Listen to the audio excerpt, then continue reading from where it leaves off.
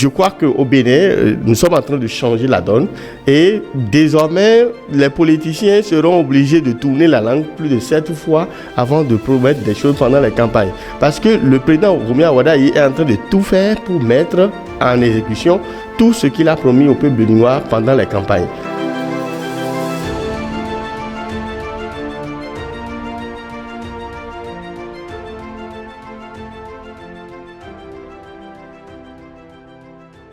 Bonjour mesdames et messieurs, abonnés de la chaîne Ibiz TV. C'est avec un grand plaisir que nous vous retrouvons pour le décryptage de l'actualité nationale et internationale. Et pour ce faire, et comme d'habitude, je suis avec mon compagnon de tous les jours. Je veux bien entendu nommer notre lumière, Harim Lassisi, qui est déjà en plateau et que nous saluons. Harim Lassisi, bonjour. Bonjour Ibrahim, bonjour à tous ceux-là qui nous suivent actuellement, nos abonnés, nos amis internautes, et merci de votre fidélité. Merci beaucoup Harim Lassisi. Et pour le bonheur de nos amis internautes, nous avons retenu 4 sujets pour le décryptage d'aujourd'hui. Le tout premier sujet, ce sont les tout premiers pas du président Romeo Wardani que nous allons analyser et décrypter sur ce plateau. Ensuite, nous allons parler des résultats scolaires, des résultats des examens de fin d'année en République du Bénin. En troisième position, nous parlerons de la situation politique tendue au Sénégal. Et enfin, nous allons aborder le sujet de la xénophobie en Afrique du Sud. Et sans transition aucune, Harim Lassisi, le 24 mai dernier, le président Romeo Wardani a prêté serment en grande pompe au Palais des Congrès de Cotonou. Nous courons progressivement vers les 100 premiers jours de Romeo Wardani. Il a déjà eu à poser quelques pas qui le distinguent de ses prédécesseurs, quelques pas louables notamment. Veuillez bien nous parler de ces premiers pas remarquables du président Romeo Wardani. Que pouvons-nous retenir pour ce peu de temps qu'il a passé à la tête de la République du Bénin? Déjà, merci pour la question, et il faut reconnaître que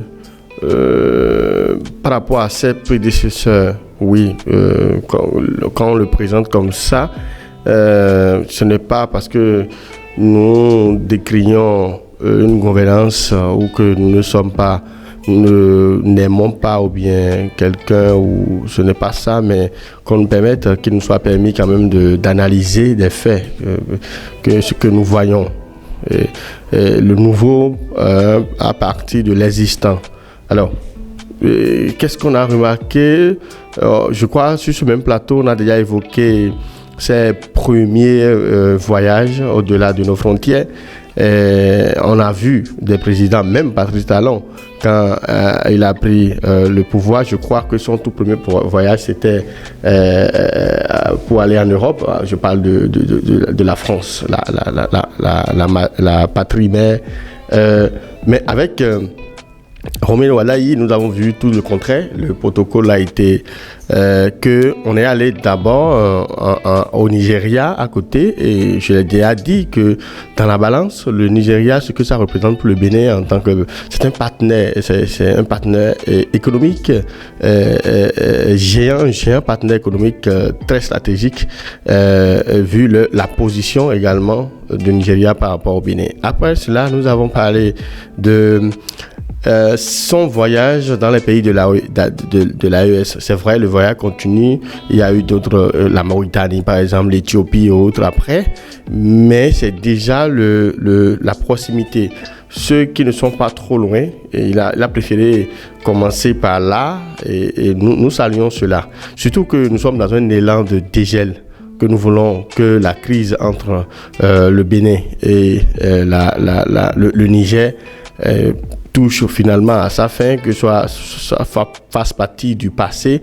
Donc nous avons apprécié ça déjà ici sur ce plateau. Mais autre chose que nous remarquons, c'est que le président, comme il a promis pendant les campagnes, c'est qu'il est à l'écoute du peuple béninois, et que les promesses qu'il a faites pendant les campagnes et même son projet de société, nous voyons que les toutes premières actions publiques qu'il est en train de poser depuis quelques jours, on voit que nous sommes quand même en ligne droite, d'accord, en droite ligne du projet de société annoncé et des promesses faites ça et là pendant les campagnes. Et j'en veux pour preuve cette mesure sociale qui s'agit de... il a diminué les redevances des bonnes dames dans les marchés modernes.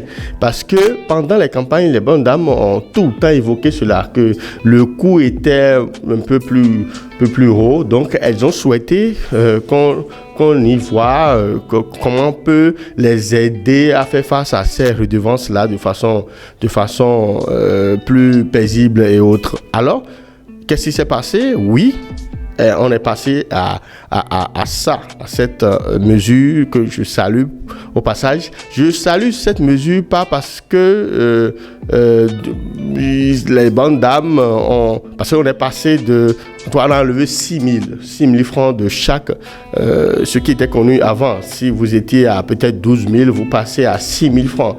Ce n'est pas rien. Ce n'est pas rien du tout. Et ce pourquoi j'applaudis cette mesure, c'est que vous allez constater les jours à venir que cette diminution, d'accord, de ces redevances-là, ça va se sentir également dans nos paniers et également sur nos tables. Parce que quand je vais au marché, la bonne dame qui doit payer peut-être 14 000 ou bien 15 000 francs à la fin du mois, quelle que soit la commodité qu'elle retrouve dans son lieu de commerce, elle sera obligée de mettre un peu plus sur, répercuter cela sur les produits qu'elle vend.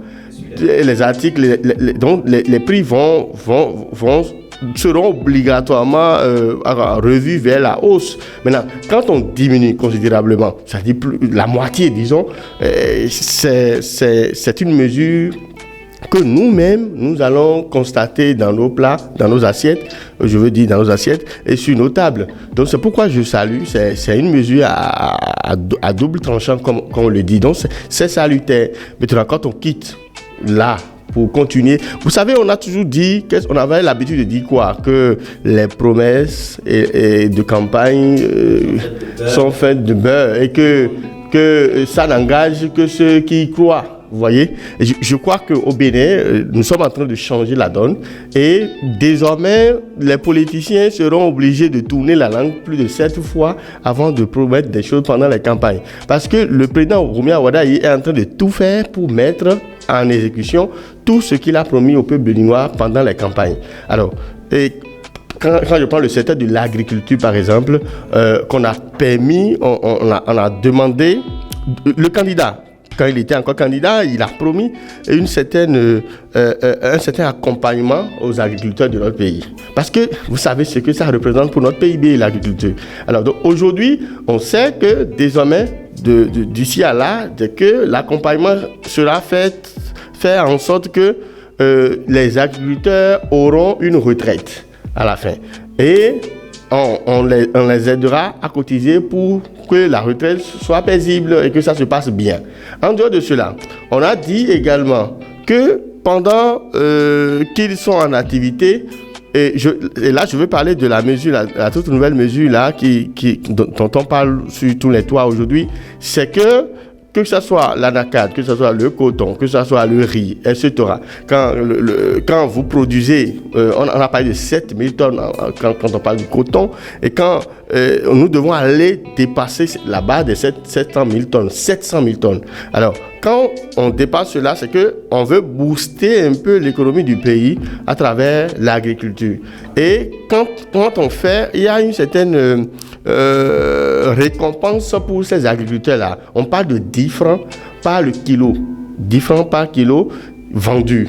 Alors, donc, tout ce que nous avons produit, en dehors de ce que nous avons gagné déjà, il y a la récompense des 10 francs par kilo qui nous revient à l'agriculteur. Donc forcément, ça va booster l'agriculture, ça va booster parce que ça va remotiver les agriculteurs. C'est pour récompenser en réalité et encourager l'effort productif. Ça va permettre de renforcer durablement les revenus des exploitants agricoles et sécuriser l'approvisionnement des unités. Et vous allez voir que les transformations locales, tout ça là sera sécurisé.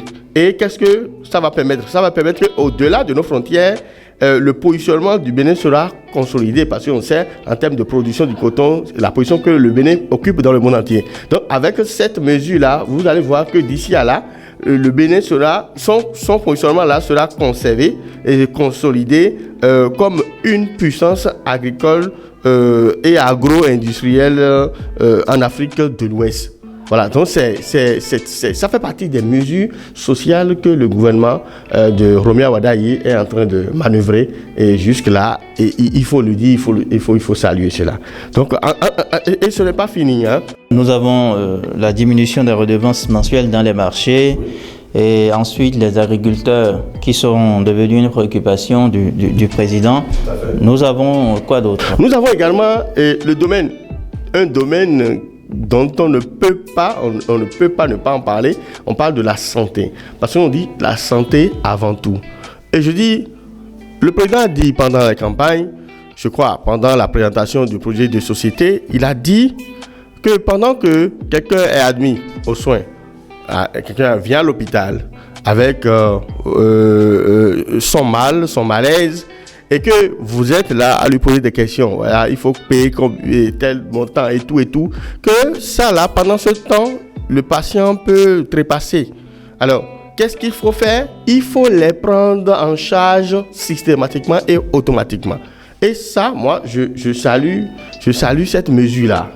Parce que quand vous venez à l'hôpital, avec un mal, on dit quand le mal dont vous êtes atteint là est grave, suffisamment grave, et que votre suivi serait déjà, en tout cas, engagé, que vous êtes systématiquement pris en charge. On ne vous demande pas de papier, outre mesure, on ne vous demande pas à payer, à passer par la caisse d'abord, comme ce qu'on a vécu par le passé, ou parce que les gens, défaut de moyens, tout de suite à rassembler, les gens et trépassent et que nous déplorons tout ça là aujourd'hui. Et ce cas-là arrive surtout aux accidentés, qu'on prend souvent loin de leurs parents et qu'on amène dans les centres de santé. Ils n'ont personne qui les accompagne, alors on hésite souvent à les prendre souvent en charge, d'abord même bien avant même que les équipes de secours ne viennent prendre ce malheureux accidenté pour le conduire à l'hôpital. On cherche d'abord à savoir qui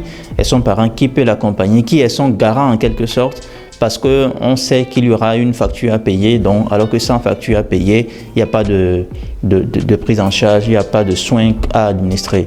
Donc je crois que cette mesure va surtout favoriser une meilleure prise en charge de ces personnes. Donc tout Béninois sait aujourd'hui que lorsque vous êtes un patient, ou bien c'est un parent, vous accompagnez un parent à l'hôpital, et que le pronostic vital est déjà engagé, c'est que la prise en charge est systématique et automatique, sans exception. Alors, les Béninois savent que ça devient un droit pour eux de le réclamer. Et ça va me permettre, j'utilise ce pan pour parler maintenant de cette communication ou bien cette campagne de vulgarisation qu'organise aujourd'hui le gouvernement. Vous allez voir des ministres, nos ministres, et s'exprimer en batonou, en yoruba, en fon, en dindi, etc. Et cela dénote de la proximité dont le président a parlé pendant la campagne. Donc, les Béninois aujourd'hui voient leurs ministres de tutelle, quand on veut parler de la santé, on voit des ministres s'exprimer dans leur langue. Ceux-là qui sont des locuteurs de dindi ou de batonou, entendre un ministre et le voir à la télé en train d'expliquer la mesure qui est en vigueur désormais, je crois que ça aura plus d'effet qu'un simple journaliste, notre métier, ce que nous avons l'habitude de faire, vulgariser voilà, telle décision ou telle autre décision du gouvernement et autres. Donc, quand c'est le président, c'est le ministre qui le dit, ça, il y aura forcément plus d'impact sur la société. Donc, voilà encore une autre mesure sociale. Je dis que c'est du social. Parce que cette proximité que le président a promis, nous sommes en train de constater ça véritablement aujourd'hui. Donc, et dans la mise en œuvre de cette mesure sociale dont on parlait, les mesures sociales dans le domaine de la santé, il y a eu plus d'1 milliard mis à la disposition des hôpitaux publics pour un peu, renforcer rehausser les plateaux techniques que nous avons déjà pour accompagner cette mesure dont on est en train de parler. Il y a aussi, toujours dans le domaine de la santé, 10 milliards pour l'eau et l'électricité dans les hôpitaux. Parce que s'il n'y a pas d'électricité, même si vous venez que le pronostic, votre pronostic vital est déjà engagé, sans électricité, on ne pourra pas, avec des groupes électrogènes qui ne sont pas fonctionnels tout le temps, il y a problème. Donc, ces 10 milliards. Également dans les maternités pour réchauffer de l'eau quand même. Voilà, pour réchauffer de l'eau et autres. Donc, quand on prend le domaine de la santé, les Béninois savent aujourd'hui que le gouvernement est à l'écoute et les accompagne. Parce que nous avons déjà le chic qui est là pour les cas extrêmes. Et aujourd'hui, les plateaux techniques qui sont renforcés. Et cette mesure est la bienvenue dans le domaine, dans le secteur. Et autre chose, là, nous allons aborder le domaine de l'éducation. Il n'y a pas de nation heureuse ou prospère sans une base d'éducation qu'il faut, vous le savez. Et aujourd'hui, on a dit cette mesure-là et on a parlé de la gratuité totale dans nos écoles, dans nos collèges, dans les lycées, collèges, parce que l'enseignement général et technique pour toutes les filles, sans exception. Parce que c'est pour repousser un peu les blocages financiers qui faisaient que les parents sont obligés de dire bon, laissons le garçon seul continuer, la fille reste à la maison parce que de toute manière elle va se marier, elle finira pas se marier. Donc cette mentalité va changer parce que déjà il faut préciser que par le passé le premier cycle était déjà pris en charge par le gouvernement. Maintenant on passe au second cycle pour pouvoir essayer de promouvoir un peu l'excellence ou encore maintenir les filles à l'école. C'est capital, c'est très important. Donc vous allez voir qu'à partir de 2026, l'année scolaire 2026-2027, l'État prend déjà cette mesure-là à bras le corps et c'est pour notre bonheur. Et est-ce que j'ai oublié quelque chose? C'est pour le bonheur du peuple béninois. Mais Arim Lassisi, est-ce que ceux-là qui crient halte à une discrimination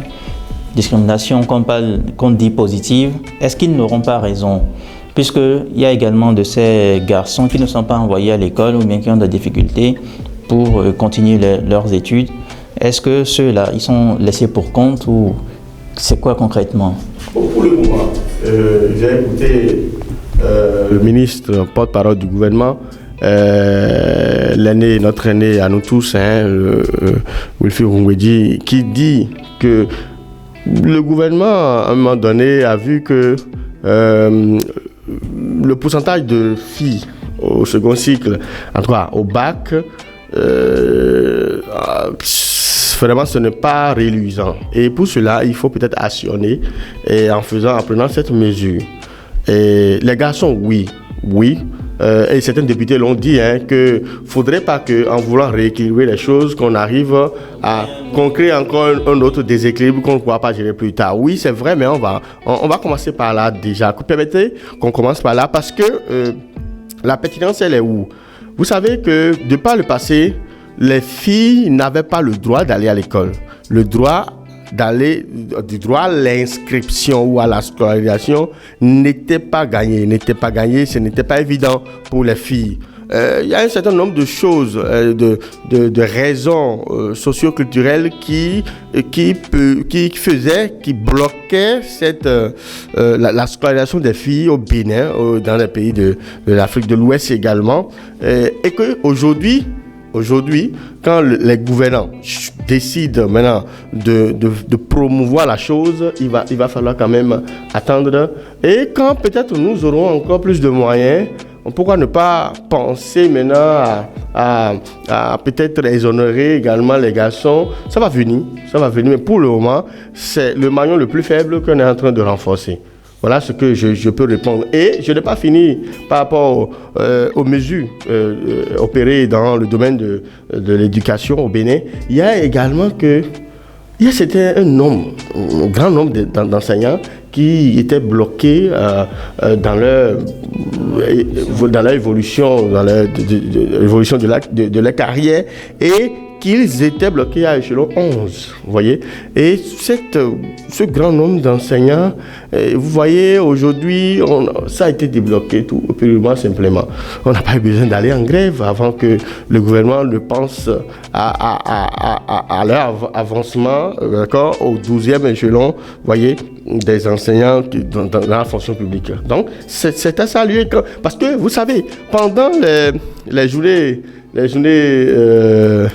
de réflexion, voilà, qu'on tient avant la rentrée proprement dite, vous allez voir que les syndicalistes ont tout le temps évoqué, dénoncé cette situation-là. Donc, que le gouvernement le fait aujourd'hui, c'est-à-dire que le gouvernement est à l'écoute de son peuple. Alors, et voilà, j'ai parlé de subventions aux agriculteurs, des filières soja, riz, coton, cajou. Dès déjà la prochaine campagne 2026-2027, il y a cette subvention-là. Donc, j'ai parlé d'accompagnement, j'ai parlé de la mesure qu'on met en œuvre pour pouvoir booster, d'accord, renforcer l'effort productif. Mais il y a également cette subvention dont je n'avais pas parlé, la subvention aux agriculteurs, et c'est très très très important. Vous voyez, donc ce dont je voudrais parler, c'est peut-être, je sais que à chaque conseil de ministres, il y a des mesures sociales. Donc c'est le rehaussement social que le président Patrick Talon nous a promis, qu'on n'a pas eu, même s'il y a eu du social à sa façon, à son échelle.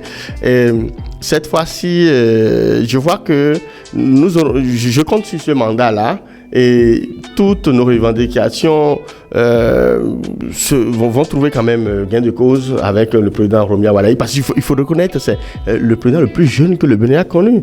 Vous voyez, et il y a plus d'énergie, donc il aura forcément plus de... enfin, nous on croit qu'il va penser tout de suite. On attend peut-être le prochain conseil des ministres pour espérer peut-être le reversement des AME. Pourquoi pas?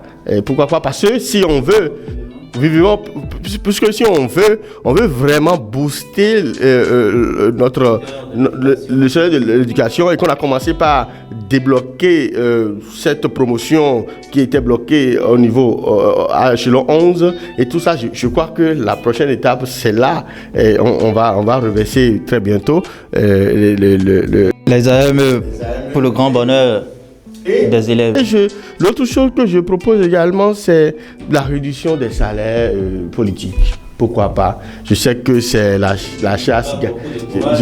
Voilà, pour y arriver, parce que, qu'on le veuille ou pas, des salaires, on les connaît. Et les députés, les ministres ne sont pas ceux-là qui sont vulnérables face à la cherté de la vie que nous rencontrons. Et ceux-là qui se sacrifient au boulot, qui se tuent à la tâche tous les jours, méritent au moins qu'on voie un peu. Et donc, les salaires politiques, pourquoi pas? Pourquoi on ne peut pas les réduire, pas les réduire à moitié, non, mais les réduire quand même pour que le gap là puisse servir à faire sourire les autres, que le pays, le Bénin, nous appartient à nous tous. J'ai appris qu'on a supprimé quelques agences comme l'ADAC, l'ANDT, l'ANPT, tout ça pour booster l'administration. Pour que, et là encore, c'est une mesure sociale, parce qu'on dit qu'il faut tout faire pour la centralisation des données. Que le Béninois aujourd'hui, ces données qu'il met au niveau ou bien à la disposition de l'État ou bien d'un service d'État, il n'est pas obligé de reprendre encore cette même pièce et de l'envoyer ailleurs. C'est-à-dire qu'il y aura une certaine centralisation entre les services étatiques. Et non seulement ça, quand on supprime ces agences-là, forcément, il y aura un plus ou bien une économie en termes de sous, en termes de moyens qu'on va faire là. Même si c'est vrai que, vous savez, même quand on supprime l'agence, on n'a pas supprimé l'emploi de ceux-là qui travaillaient dans cette agence. Ils seront redéployés ailleurs. Donc, le salaire reste le même. Et j'ai appris même qu'on a déjà, vous savez que il y a eu suppression momentanée, bon, temporaire de la Sénat aussi. Et que je sais que ceux-là qui étaient déjà des agents de l'État, voilà, eux, s'ils avaient un autre boulot avant d'être envoyés à la Sénat, ils vont se retrouver toujours dans la fonction publique. Mais ceux-là qui n'avaient pas de boulot, qui étaient des contractuels, l'État verra et saura trouver la formule magique pour ne pas faire de blessés ou bien de fâchés. Parce que nous sommes dans un nouveau régime, même si c'est la continuité, nous sommes dans un nouveau régime. Voilà. Alors, faire des économies, mais il faut également penser aux recettes. Et parlant de recettes, nous savons très bien que avant cette brouille qu'il y a eu entre le Bénin et le Niger, les opérations portuaires que le Niger effectuait quand même au Bénin rapportaient assez à notre économie. Et on ne saurait parler des premiers pas du président Romuald Wadagni sans parler de ces efforts qu'il a menés à l'endroit des pays de l'AES, point d'apaisement de la tension, de la situation. Alors, Harim Lassisi, parlant donc toujours dans ces premiers pas du président Romuald Wadagni, est-ce qu'on peut espérer que les mesures ou bien les démarches qu'il a menées à l'endroit surtout du président du Niger peuvent porter leurs fruits et que très bientôt nous aurons les frontières ouvertes entre les deux pays? Voilà, et vous savez, la volonté, elle est affichée. La volonté politique du Bénin, elle est affichée. C'est vrai, nous voulons le dégel de cette crise-là une fois pour toutes. Et nous l'avons souhaité, nous l'avons exprimé tout le temps. Mais la volonté, elle est là. Mais la diplomatie, c'est une autre paire de manches, vous savez. Quand on parle de diplomatie d'un État avec un autre, vous savez, c'est compliqué. Ce n'est pas si simple qu'on peut le croire. Et déjà, nous avons vu notre président, déjà une fois élu, a effectué un voyage au Niger.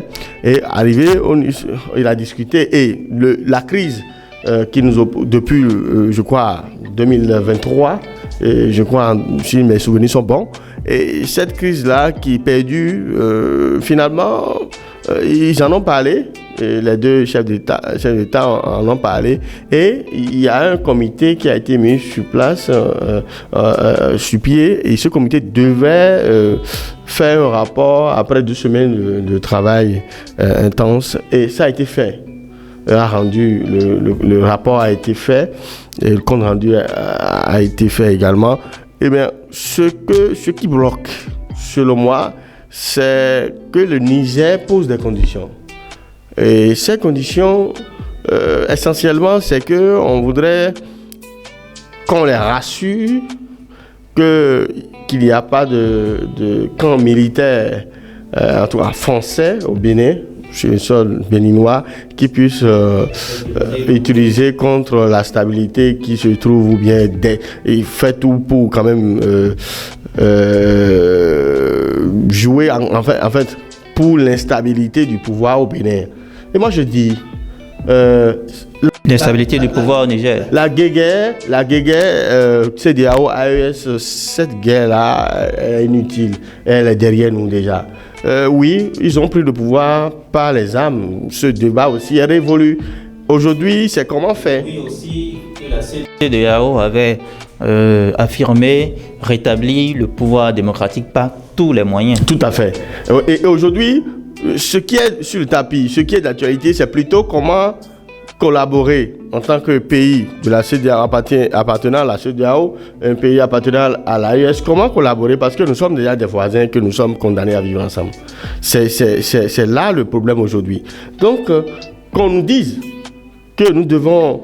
je vais vous donner un exemple terre à terre. Nous, par exemple, on n'a pas souhaité que...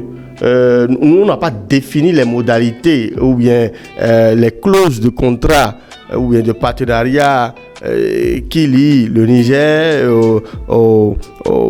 par exemple à la Russie du grand Poutine. Nous, on n'a pas eu besoin de leur demander ça, de poser ça là comme condition. C'est que j'ai l'impression que le Niger a tendance à montrer que c'est le Bénin qui a tout à gagner dans ce partenariat ou bien dans cette réouverture de la frontière. Alors que ça soit d'un côté, de l'un ou dans l'un, dans l'autre, nous tous, nous avons besoin que ces frontière soit à nouveau perméable, parce que ça y va de l'intérêt de nous tous, que ça soit transporteurs nigériens surtout qui sont obligés de parcourir, de faire des contournements. Ça, c'est des semaines de voyage. Alors, donc ça pèse sur le commerçant ou le transporteur. Alors, donc, on a tous intérêt à ce que cette guerre ou cette crise, ça a assez duré comme ça.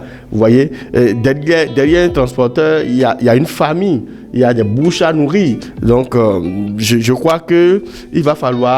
Il y a toute une économie derrière. Là, parce que, comme je l'ai dit, nous, on n'a pas demandé à voir quel type de contrat lie, par exemple, la Russie au Niger.